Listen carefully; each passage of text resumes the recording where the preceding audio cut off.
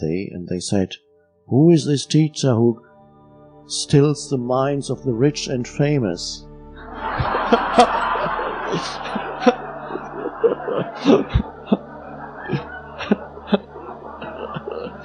Oh, that's news. But the producer actually knew what he was doing. And he knew that he needed that little thing to get it in there. Otherwise, his boss wouldn't have allowed it in. So he had to get this in, and it got in. So it's there. It's no longer totally underground. And then the equivalent thing within human beings, the madness is still there, even as the new arises. And at times, the wave of madness, which is both mind identification and the amplified mind through the pain body, can come in very powerful waves.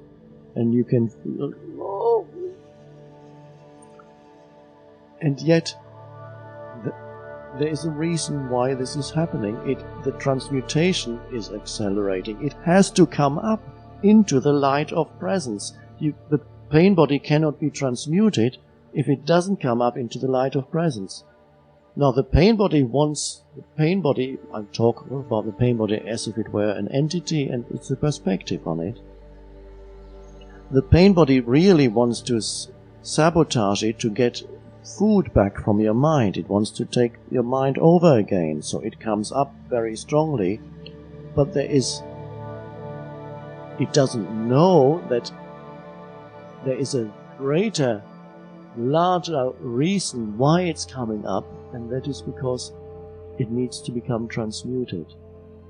And perhaps deep down it wants to become transmuted. Trying to sabotage really is wanting to dissolve, wanting to become dissolved into consciousness. So you're faced sometimes with waves of pain or madness in your life, and just, what can you do? Just be there, if you can, and watch that. And occasionally you will get lost in it. That's part of it too. And then you wake up out of it again. And perhaps next time a witnessing presence remains even as the wave sweeps through you. And if there is a witnessing presence, even if only in the background, the wave will move through more quickly. If there's no witnessing presence, it gets lodged in here and it can hang on. Through witnessing presence, the pain body comes up, perhaps very strongly, and you will experience it as an energy movement through you, which you may even shake with anger or fear. As that happens, the body may shake as this energy comes up, and you meet it in the state of acceptance and surrender. There's the fear, and you allow it to happen, allow it to be, even as the body shakes. One could say you are suffering, if you can even call that suffering, because if there's an observing presence, it's just pain. So you're getting through the end of suffering. Are you still suffering? A little bit. And you suffer consciously by allowing that pain movement to be there. You suffer, so it's okay. That's enormously powerful to bring that acceptance into the suffering, and then it's not suffering anymore, it's simply pain. Suffering requires an entity, a me, with a story, with mind activity around it and a story around it, a suffering entity. But now you realize the pain body is simply energy movement. non-personal, nobody's. It's not you. So that's it. So when it comes, in those of you in whom it comes strongly, welcome it as it comes. If you lose yourself in it, it takes you over, okay, that was it. And next time, see if you can be there as it arises and accept it.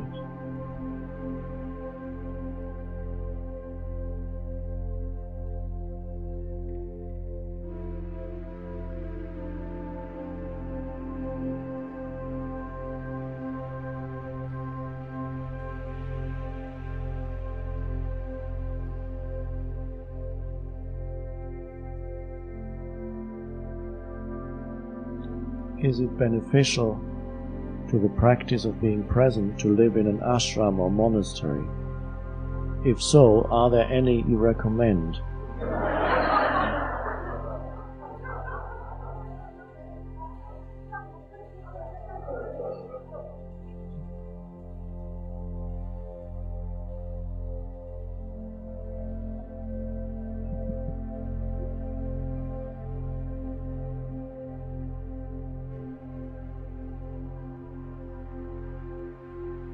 Well, I visited quite a few.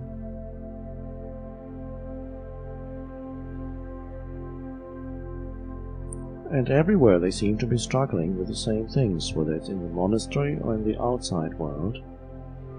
They're having the same conflicts and the same struggles in the utopian communities. And you look underneath the surface,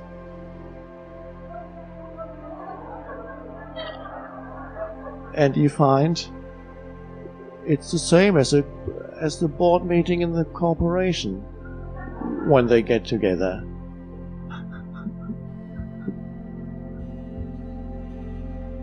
So you can go to a monastery or ashram realizing, fine, you can surrender there, or you can surrender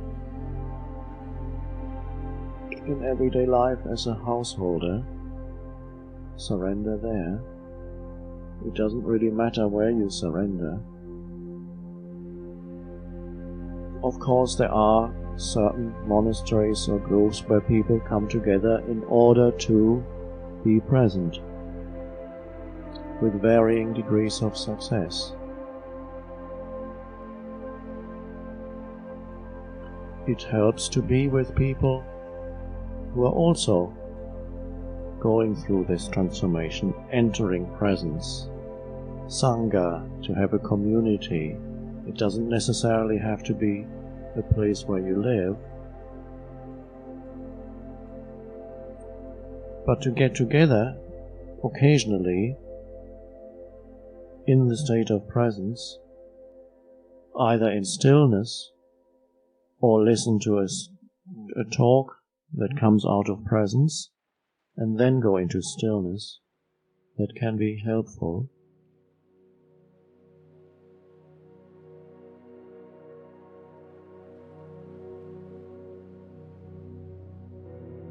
Often people ask me, when are you going to have your center? And I said, well, it may be happening. It hasn't happened yet. Who knows?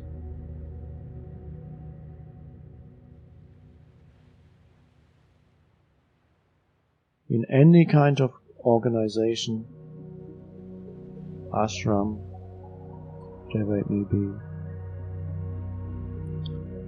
you will find, unless the people are already free, they will bring in their mind structures. Even if their reason for being there is freedom, they still carry with them the mind structures. And there have been many examples of utopian communities who degenerated very quickly into the same madness that you see in the outside world. Their intentions were good. the whole of communism. The intentions were good behind it. Equality, justice, no ownership. Wonderful. But they thought the answers were in some organizational structure. Change that. Not realizing whatever you create out of your state of consciousness is a reflection of that state of consciousness, and they hadn't looked at that.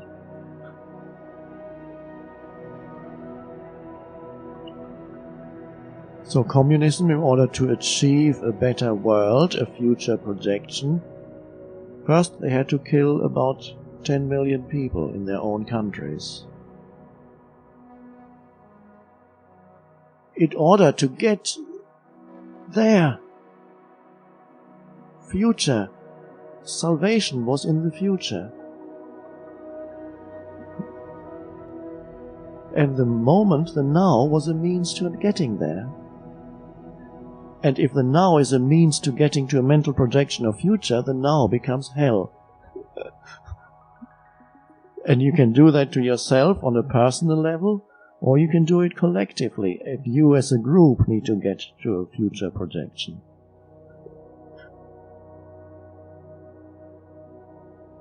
So, I would recommend that you visit some monasteries and see how it goes.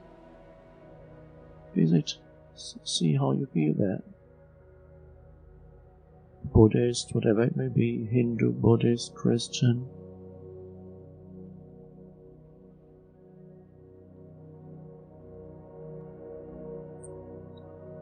Am I ever going to have a center? I don't know. What's it going to be like? I don't. Is it going to generate into egoic madness? Who knows?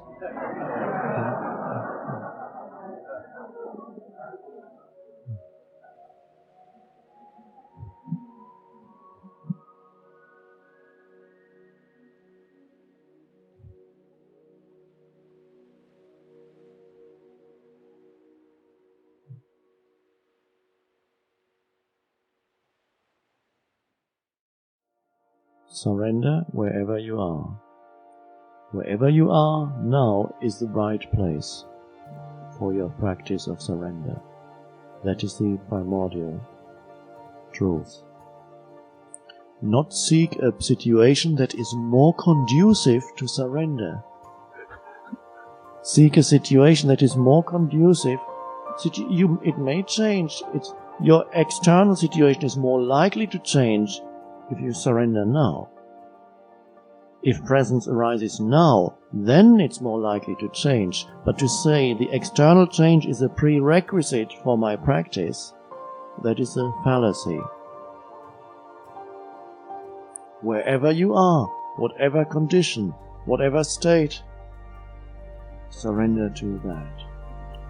No demand that this moment should be different, that this place should be different. A total alignment with what is.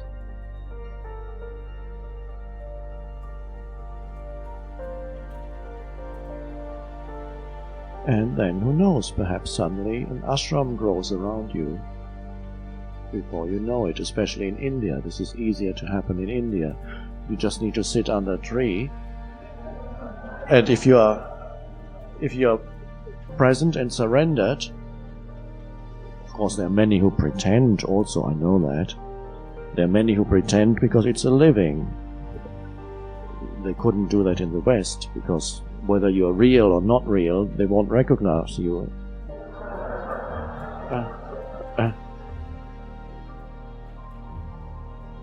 But here, if you sit under a tree or in a cave, somebody will find you.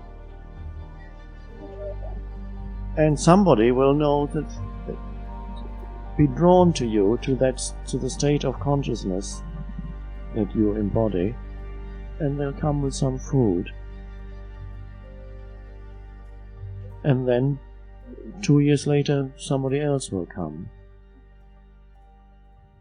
And then 2 more, and then some more people sitting under trees around you. And then before you know it, there's a little ashram. all that doesn't happen in the West, it's beautiful, it's unstructured. There's nobody saying, okay, let's have a planning committee. You are in charge of that, you are in charge of that, now let's go and do it. Whereas here's organically, it suddenly comes into being.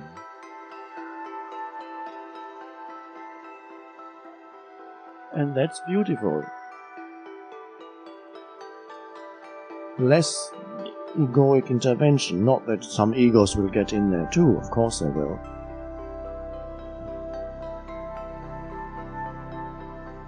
And then if you're unlucky, a Western person will come and write a book about you.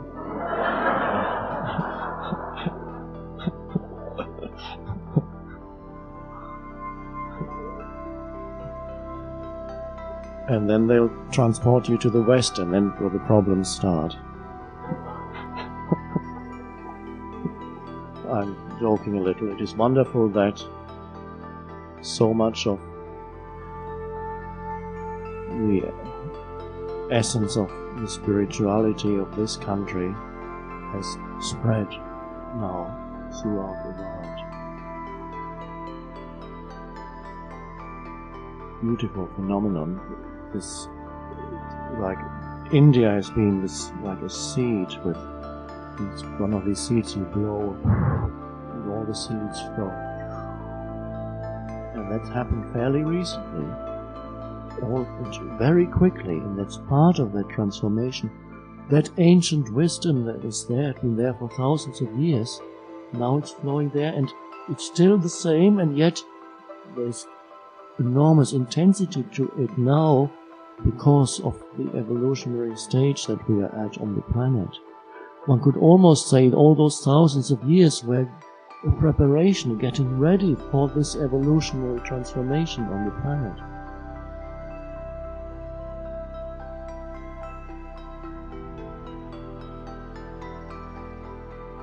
And we have come a long way in just half a century. I read recently, I picked up Paul Brunton's book, In Search of Secret India, through which Ramana Maharshi became known in the West. And in the introduction, he's trying very hard to convince the reader that India has something to offer to the West. What is maybe 1930 or whatever it was. Trying to convince there is something valuable. And now you don't need convincing anymore. Nobody needs convincing anymore. And then we have this strange phenomenon, which is very recent. Western spiritual teachers, unheard of. They haven't existed since the Middle Ages. The last spiritual teachers were the Christian mystics in Europe. And after that, all you had was institutionalized religion, mind stuff. Of course, maybe a few accidental realizations here and there, but they were quickly killed or shut away.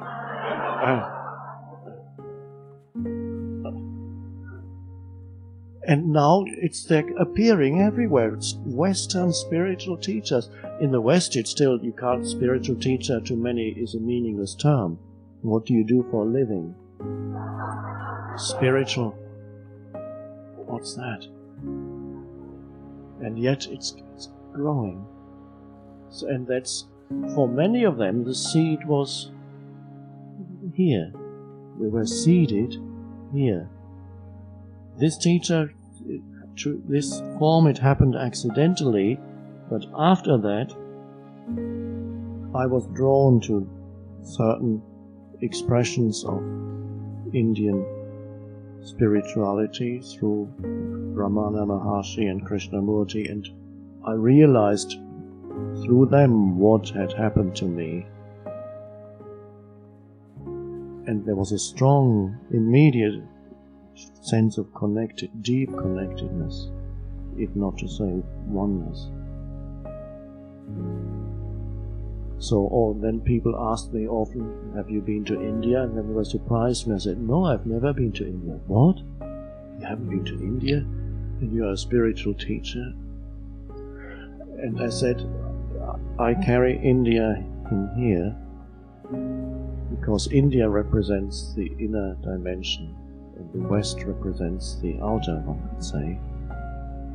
And so I always felt drawn to that.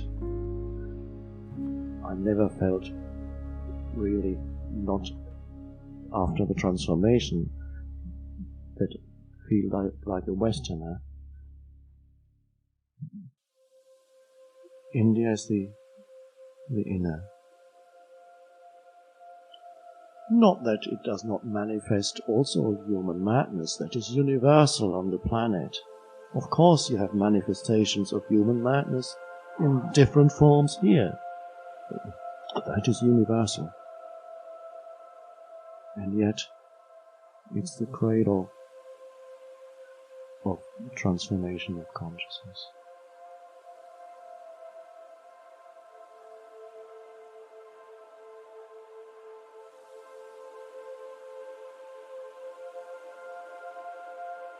Attention to the resistance of the present, if powerful enough, will dissolve that resistance and a state of presence will emerge.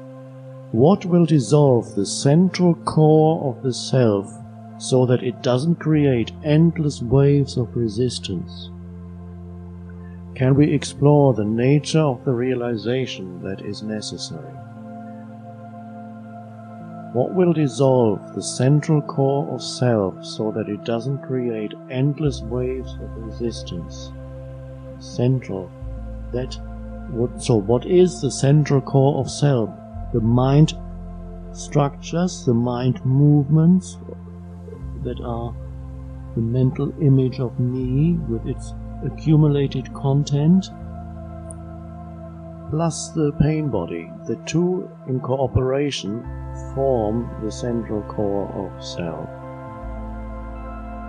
So, what will dissolve that? Of course, that's easy.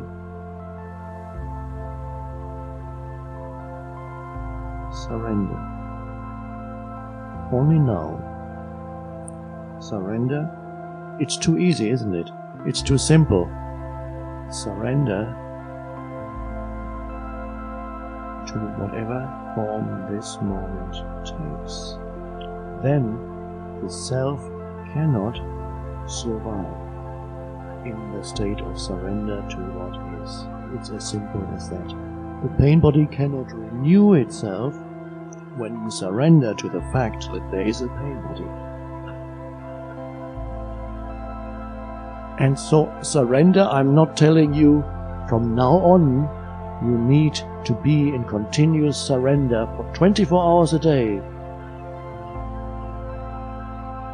Oh no. It's not that difficult. It's only this moment that you need to surrender to. Not just this. Whatever form this takes, it's always this. And that you meet in and through surrender. That you can do. You can't surrender for 24 hours a day. That's a problem. But just this. It's only now. And so, the egoic self, nor the pain body, can survive in surrender.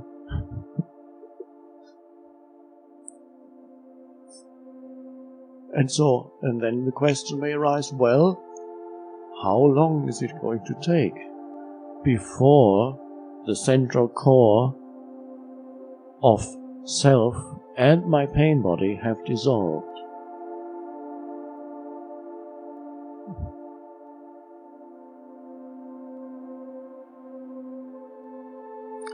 And that question implies that surrender is not yet complete. Is this moment that bad that you need to get to a future one where you achieve a certain state? To realize the goodness and depth that is already here. And only through surrender you realize that. Who you are already.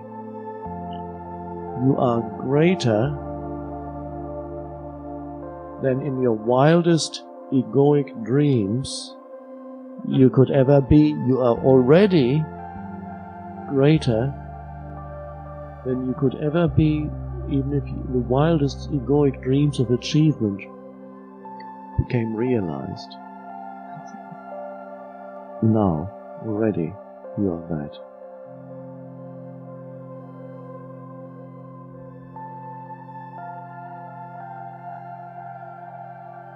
And you're not going to be closer to God at some future point than you are now, and God is yourself, the deepest level of your being.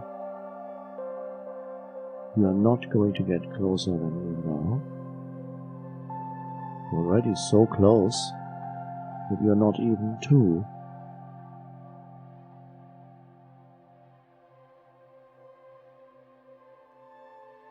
Nor is anybody closer than you are to God.